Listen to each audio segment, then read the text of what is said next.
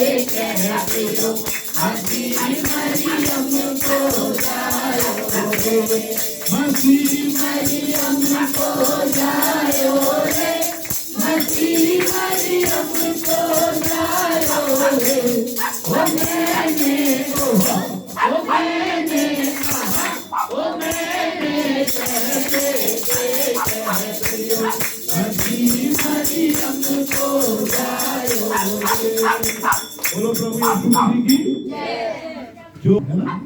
तो किसी भी भाई बहन को तकलीफ हो या बुराई करता है तो वचन की प्रार्थना कर सकता है। किसी भी भाई बहन सुंदर दिन दिखाया, जिंदगी सुंदर था और हमें हर परेशानी से बचाए रखा। प्रभु हम आपका धन्यवाद करते हैं। हे मेरे प्रभु, हम आपको धन्यवाद करते कि आपने इस सुंदर संगति में हम सबको एकत्रित किया। हे मेरे प्रभु, आज हम जो भी गीत गाए हैं मेरे प्रभु, वो आपको भाए मेरे प्रभु। आज हम जो भी वचन पढ़े पिता परमेश्वर हमारे जीवन में रिलीज हो मेरे प्रभु जी, और हम उन पर चलने वाले बने मेरे प्रभु। इस छोटी सी प्रार्थना विनती को आपके चरणों में रखते हैं, उद्धार करते परमेश्वर मसीह के नाम में। Hallelujah hallelujah hallelujah. हालेलुया। आपको एक बात बताना चाहता हूँ। बोलो। मैं आज पहली बार शायद कई घर से बाहर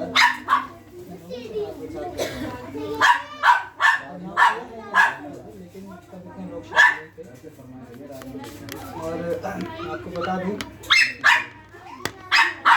मैं बैठा बैठा बहुत डर रहा था, घबरा रहा था। इसलिए तो एक बात याद आई कि प्रभु यीशु मसीह का एक चेला था। यीशु मसीह का चेला था। प्रभु ने उससे कहा तू उठ खड़ा और उस जगह पे जाके प्रचार कर। एक जगह थी जहाँ पे उसको प्रचार करने के लिए बोला गया। Hallelujah hallelujah. तो वो कहने लगा कि प्रभु तुम मुझे वहाँ भेजता है, वहाँ तो लोगों ने बाइबल को घोट के नहीं रखा है। अगर मेरे मुंह से कुछ गलत निकल गया तो प्रभु वहाँ तो लोगों ने वचन को तेरे वचन को घोट के ये रखा है, और प्रभु तुम मुझे उनके बीच में प्रचार करने के लिए भेजता है। मैं भी यही प्रार्थना करने लगा कि प्रभु वहाँ तो लोगों ने वचन को घोट के नहीं रखा। मुझसे ज़्यादा शायद बाइबल की नॉलेज आप सबको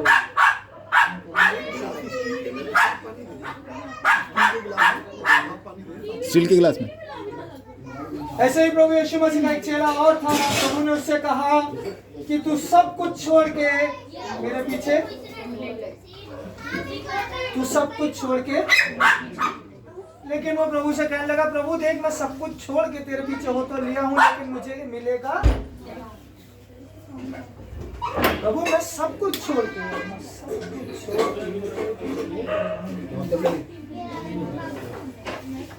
तो बता सकता है वो चेला कौन है?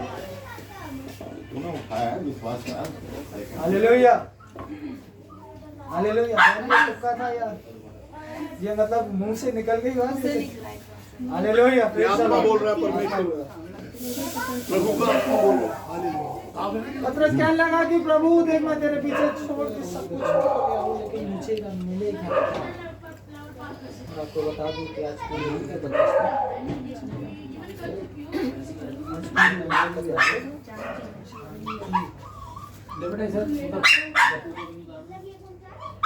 अगर वो सब कुछ छोड़ के अपना प्रभु यीशु मसीह के पीछे ना होता, क्या उसका जिक्र बाइबल में होता? क्या दुनिया उसको जानती?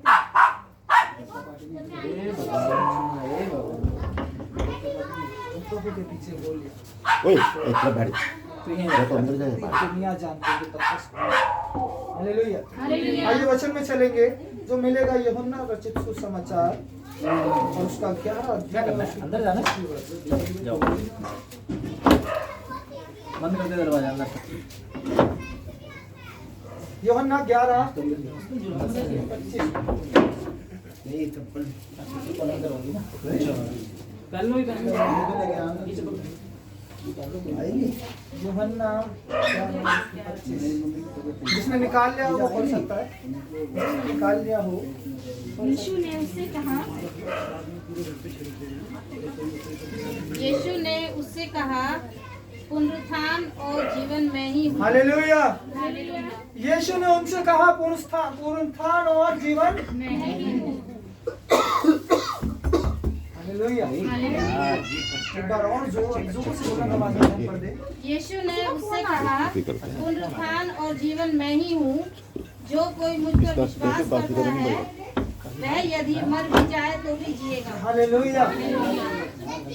ईश्वर का वचन साफ बता रहा है कि यीशु ने उनसे कहा पुनरुत्थान और जीवन मैं ही हूँ, जो कोई मुझ पर विश्वास करता है यदि वो मर भी जाए तो भी। सब सोच रहे हैं बुलाएंगे जब नमस्ते नमस्ते। बुलाएंगे जब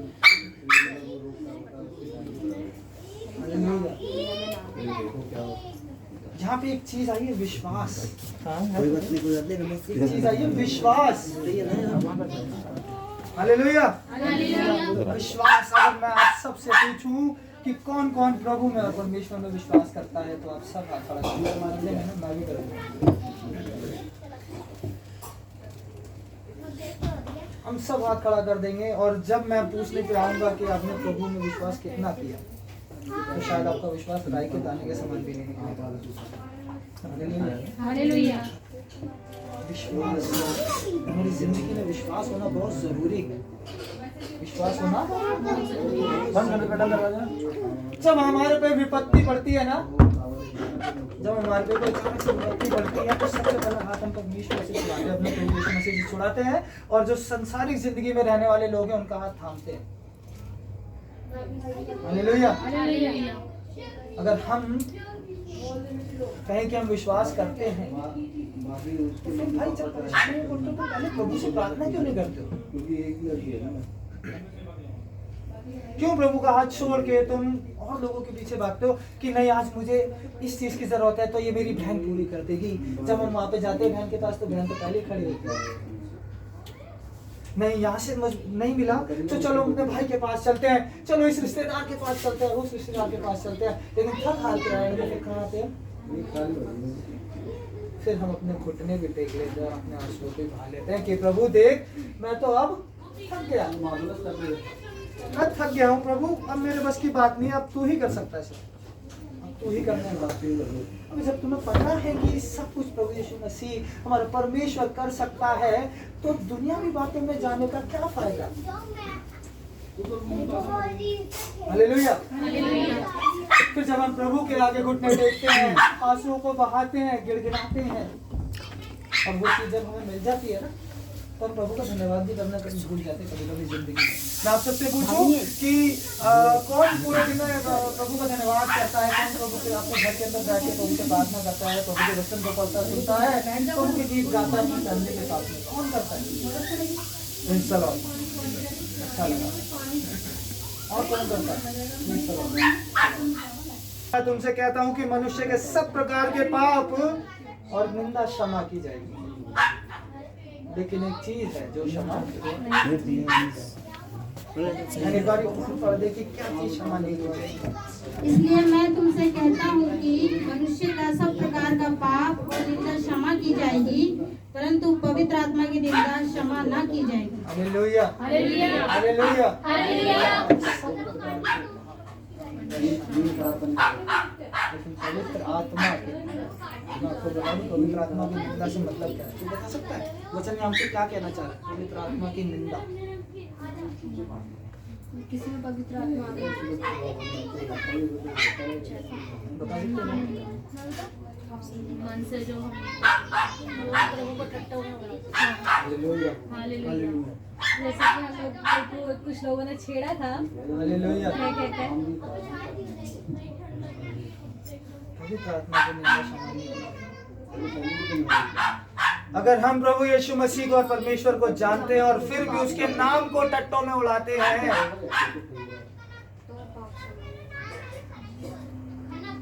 हालेलुया। हालेलुया। हम में से बहुत से ऐसे लोग हैं जो ऐसी मंडली में बैठते हैं जहाँ पे प्रभु यीशु मसीह के बारे में बहुत सारी बातें की जाती हैं और वहाँ बैठ के हम हंसते हैं उनके साथ। लेकिन हम पवित्र आत्मा को हालेलुया। हालेलुया। हम बहुत सारी जगहों पे ऐसा करते हैं ना? अरे क्यों करते हैं? क्योंकि 4 जने बैठे हैं और वहाँ अगर हमने कुछ बोला तो कभी कभी लगता है यार हम बोलेंगे फिर बातें बढ़ेगी और होगा डर के मारे हम कभी कभी अपनी जिंदगी में ऐसा करते हैं और चुपचाप होकर बैठ जाते हैं या जहाँ हंसी मजाक की बातें चल रही है उसने परमेश्वर का वचन बताता है कि तू मेरे नाम को व्यर्थ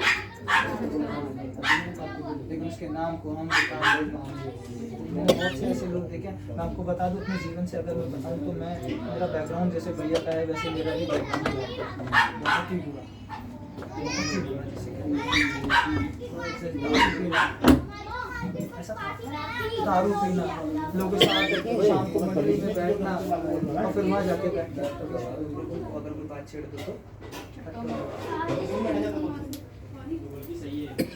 और एक घंटे का आपको मतलब मैं समझाता हूँ क्या होता है और प्रॉब्लम होती है। अगर हम 4 जने बैठे हों और हम कुछ ऐसा वैसा कर रहे हो गलत काम और वहाँ पर यीशु मसीह का नाम ले और वहाँ नाम आ जाए और वहाँ पर बात चल जाए, इसका मतलब यीशु मसीह का नाम को बंद करते हैं ऐसा अपनी जिंदगी में, करते हैं ना?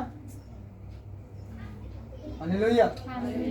हम लोग बहुत बार अपनी जिंदगी में ऐसा करते हैं, जबकि हम प्रभु यीशु मसीह को परमेश्वर को बहुत अच्छे से जानते हैं। अभी सब बैठे हुए थे, जब मैं आया तो बहुत सारी बातें बता रहे थे और बहुत सारे पास्टर्स को भी जानते हैं, बहुत सारी चीज़ें मतलब बाइबल के अंदर बहुत ही अच्छा ज्ञान होगा और सब में बातें सुन रहा था, मुझे बड़ा अच्छा लगा। वो बताने लगे कि हम में से ऐसे बहुत से पास्टर हैं, बहुत से बिशप्स हैं जो सिर्फ नाम तो मुँह पे देते हैं लेकिन पीछे सारे वही काम होते हैं। भैया ने एक बात बोली थी, भैया आपसे पूछना चाहूँगा कि सफ़ेद चोले वालों से आपने कुछ बताया था, एक बार बता सकते हैं? हाँ, मैं आपकी बात नहीं सुन रहा हूँ। पहले मैं आपके वचन पर आ रहा हूँ, जो वचन आप शेयर करने जा रहे हैं कि मेरे नाम को ठट्टे में न उड़ाया जाए। इसका डेप्थ में अगर आप जाए तो चीज़ समझ में आती है। जब आप दुआ करके हटते हैं, किसी परेशानी से गुजरते हैं और दुआ करके हटते हैं तो आपके सामने रिजल्ट होता है। हालेलुया। उस रिजल्ट को पे आप अमल नहीं करते। असली पाप वो है, असली पाप खुदा कह रहा है कि तुम वहां मत जा, तुम जा रहे हो और तुम जा रहे हो असली पाप में, तुम पाप भुगतते हो। मसीहत यहाँ बदनाम होती है, मसीह बदनाम नहीं होता। मसीहत वो जो मानने वाले लोग हैं वो मानते नहीं है मसीहत को। ये वचन का असली जो पैगाम है ये है कि जो तुम्हें खुदा कह रहा है कि तू वो मत कर, तुम वही कर रहे तुम वो कर रहे हो, तो उसका रिजल्ट तुम्हारे सामने आएगा। सेकेंडरी चीज, चोगे वालों की जो बात कर रहे थे, एक उसकी इसमें एक भजन संहिता में वो है, कौन सी उसमें वो है कि तुम्हारी दुआ क्यों स्वीकार नहीं होती। बहुत लोग रोजे रखते हैं, दुआ करते हैं, स्वीकार नहीं होती, कबूल क्यों? बहुत लोग कहते हैं, शिकवा भी होता है, खुदा तो मेरी नहीं सुनता, रोते भी गिड़ बात। क्या कारण? बाइबल सीधी सी बात कहती है कि तुम्हारे मिजाज से लगे कि तुम मेरे चाहने वाले। हालेलुया, आमीन। बाइबल की सबसे बड़ी प्रीचिंग है कि तुम्हारे मिजाज से लगे कि तुम मेरे चाहने वाले हो। वो हमारा बाप दुनिया के लोगों को गुनाहों को माफ करता है। मैं अपने बाप को, अपने बच्चे को, अपने पड़ोसी को गुनाह को माफ नहीं करता। जितना तुम अपने से प्यार करते हो उससे ज्यादा अपने पड़ोसी से प्यार करते हो। दाई एक वर्ड है बाइबल में, किंग जेम्स के वर्जन में THY Dai. You love your neighbors, दाई। उससे उतना प्यार करो जितना वो अपने आप से करते हैं। सेकेंडरी चैप्टर जो आपका जो पूछ रहे हो कि इन सफेद चोगे पहनने वालों से बचना, ये तुम्हें बहका देंगे। भेड़ की खाल में भेड़ी होंगे, बाइबल में लिखा है। हम बिल्कुल साफ कह रहे हैं आप कह रहे हैं। तो उनसे बचना। अब उनको तय कैसे करेंगे आप? दिक्कत नहीं आती है। आप उनके उनको लक्षण को देख करके सवाल क्या है? वचन, वचन जो है फिजिकल बैलेंस है, ये भौतिक तुला है जो तुम्हारे करैक्टर को तोलती है और सबके करैक्टर को तोलती है। आपका जो वचन है बहुत भरपूर है, बहुत भरपाई करने वाला है। वो तो आप छोटी सी बात कह गए, प्रभु यीशु मसीह को कोई फर्क नहीं पड़ता। कोई उसको गाली दे, कोई उसको प्यार करे, कोई फर्क नहीं पड़ता, क्योंकि वो हमसे फिर भी प्यार करता है। वो फिर भी हमसे, उसने अपने जीवन को हमारे लिए सौंप दिया, उससे कोई फर्क नहीं पड़ता। सवाल तो ये है कि तुम्हारा समर्पण कितना है, डेडिकेशन कितना है। पहले डेडिकेशन होगा फिर डिजर होगा। आज मैं आप सबके बीच में एक बात कह रहा हूँ, मेरे पास बैप्टिज्म नहीं है, मुझे बहुत लोगों ने बैप्टिज्म की बात करी, मेरे सामने बहुत लोग के बैप्टिज्म हुए। अजीत और ने कहा चलो तुम इस प्रसाद में प्रभु की रोटी, मैंने कहा नहीं। कह है प्रभु मेरे आत्मा के द्वारा कह रहा है ग्रहण करो। मैं तुम क्या खुदा के बाप हो, तुम्हारा काम मान लूँगा। जब तक बैप्टिज्म मेरे पास नहीं है, सिस्टम नहीं है, मैं खुदा की उस भोज में क्यों शिरकत करूँ? बाप है कि नहीं? आत्मा बोल गई मेरी, मैंने शिरकत नहीं की। वो सबके बीच में उन्होंने बाजी तोड़ने का पुरुषोत्तम जी क्या करते हैं? दिक्कत यहाँ आती है, अगर ये मेरी आजमाइश है, ये मेरी आजमाइश है कि सबके बीच में बच्चों शेयर कर रहा हूँ आज। जिन लोगों से मेरी कहा सुनी हो गई है नौकरी में,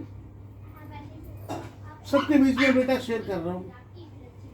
तो उन लोगों ने, मैंने एक लड़की आ गई नौकरी करने के लिए, किसी ने उसको लगा दिया 4th क्लास की नौकरी, उसको मैंने अपने पास जो है बाबू की डायरी डिस्पैच में रखा। कुछ डॉक्टर्स वगैरह तो उस पर बुरी नीयत रखते हैं, मैंने कहा मैं उनसे लच पड़ा नहीं इसके ऐसे क्योंकि फौलादी खून है। और वो लड़के, मैंने कहा मैं सबको देख लिया। उन लड़कों ने, उन डॉक्टर्स ने, स्टाफ नर्स ने मिलके मेरे खिलाफ जो उस लड़की से वो चिट्ठी वाले के, इसने मेरे को साथ टीचिंग की। अब 2 लड़की उससे और आ गई, स्टाफ नर्स की तो कोई बात नहीं, कहना ये लड़की की है। मेरे रोंगटे खड़ा हुआ, भाई ये क्या हुआ? जब पास को कानून पास हुआ था, क्या हुआ? मैं आकर रुका, खुदा बाप क्या बात है? मैंने लगातार प्रार्थना की। जी एक स्टाफ नर्स थी, क्रिश्चियन थी, उसके चलते पैर फिसल के यहाँ से यहाँ तक मस्तर चढ़ा हुआ था, और सबके बीच में कहा मैंने कोई गुनाह किया जो खुदा बाप ने मुझे ये सजा दी। हालेलुया, बोलो आज सबके बीच में कह रहा हूँ, और मैं उनके बीच में, ये गवाही है। और दूसरी गवाही, जिस आदमी ने वो एप्लीकेशन लिखी थी वो शुक्ला थे, मैं उसके लिए प्रार्थना करता रहा लगातार। मैंने फास्टिंग पीरियड के लिए खुदा बाप ने करवाया। उसको कैंसर है आज, कैंसर है आज। ये मैं वचन की नहीं, प्रैक्टिकल वचन की। वाह, ऐसा ये जो है ना, आपके पास जो बाइबल है,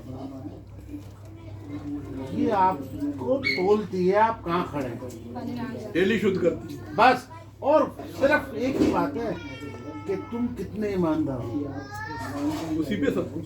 तुझे प्यार करते करते मेरी उम्र बीत जाए, ये बाइबल को कहता हूं मैं, कि तुझे प्यार करते करते मेरी उम्र बीत जाए, अगर मौत भी जो आए तो तेरी बाजू में। Praise the Lord. हालेलुया। आइए वचन में और चलेंगे जो आपको मिलेगा याकूब की पुस्तक उसको चौथा अध्याय उसकी 8वीं वर्ष।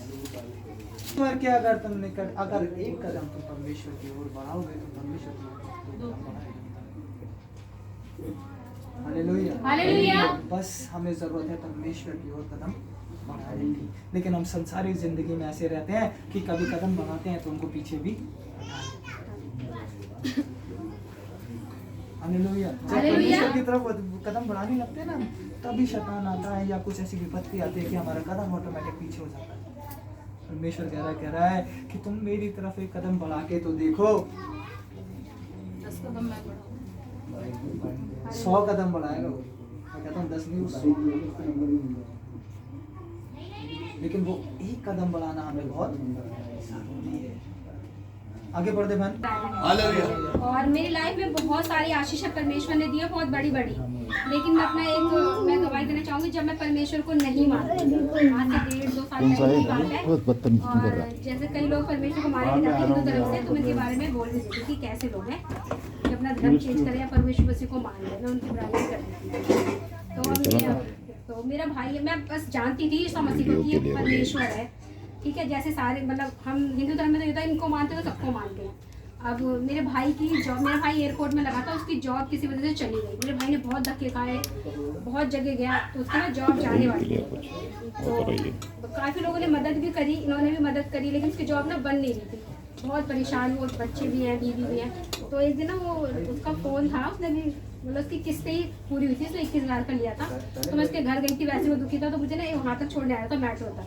तो कोई ना फ़ोन छीन के मेरे भाई का मुझे छोड़ने आया था तो भाग गया, तो मुझे बहुत फील हुआ कि वैसे जॉब नहीं है, ऊपर से ऐसा हो गया। और मेरी वजह से हुआ कि मुझे मेट्रो तक छोड़ने आ रहा है। और मैं फिर क्या हुआ, मैं इनसे मिली तो ये ना बाइबल पढ़ रहे थे, तब मैं बस प्रभु यीशु मसीह को जानती थी। वो थे कहते हैं ना कि जैसा तुम विश्वास करो, विश्वास बाइबल में कई जगह लिखा तेरे विश्वास की तरह हो जाए, ठीक है।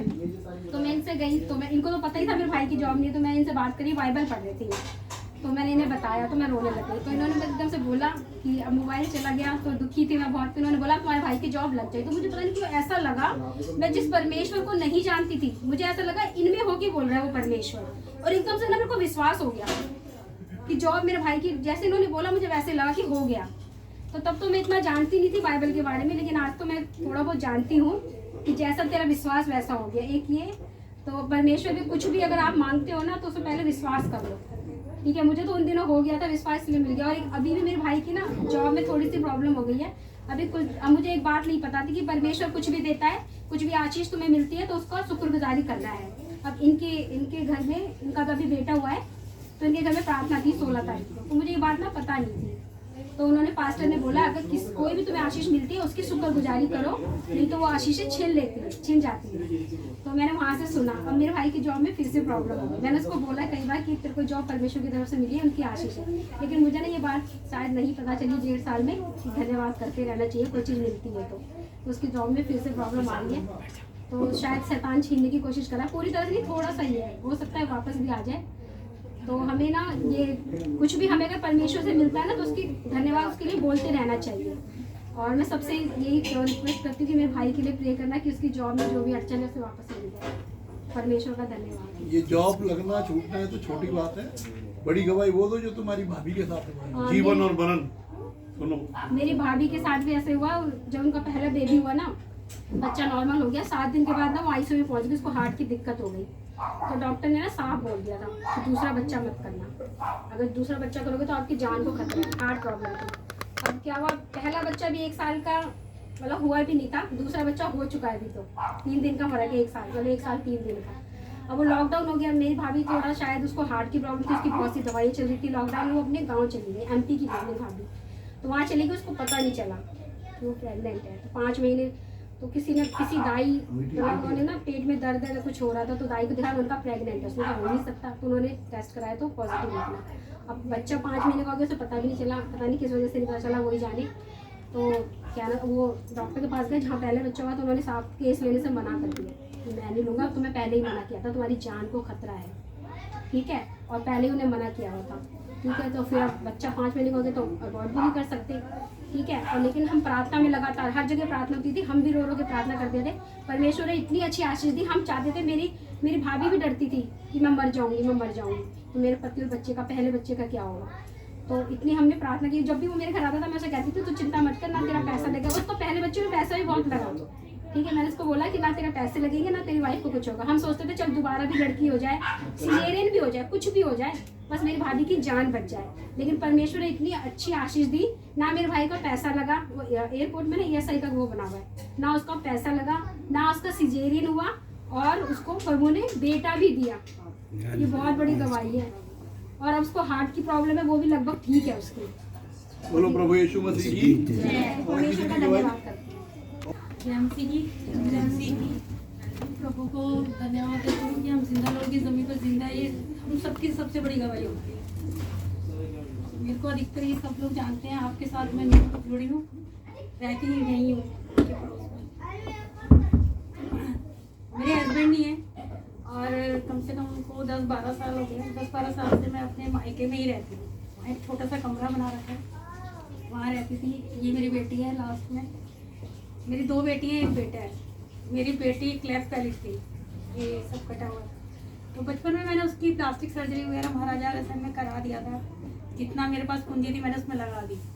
उसके बाद मुझे पता चलता है कि पिछले साल से हम लोग ना ज़्यादा, मैं भी हिंदू फैमिली से हूँ, हम लोग ना इनके साथ संस्कृति में रेगुलर बने हुए थे। 1 साल से हम लोग यकीन नहीं मानेंगे कि प्रभु ने मेरे ऊपर ऐसी मेहर करनी शुरू कर दी कि मैं अकेली एक सिंगल छोटी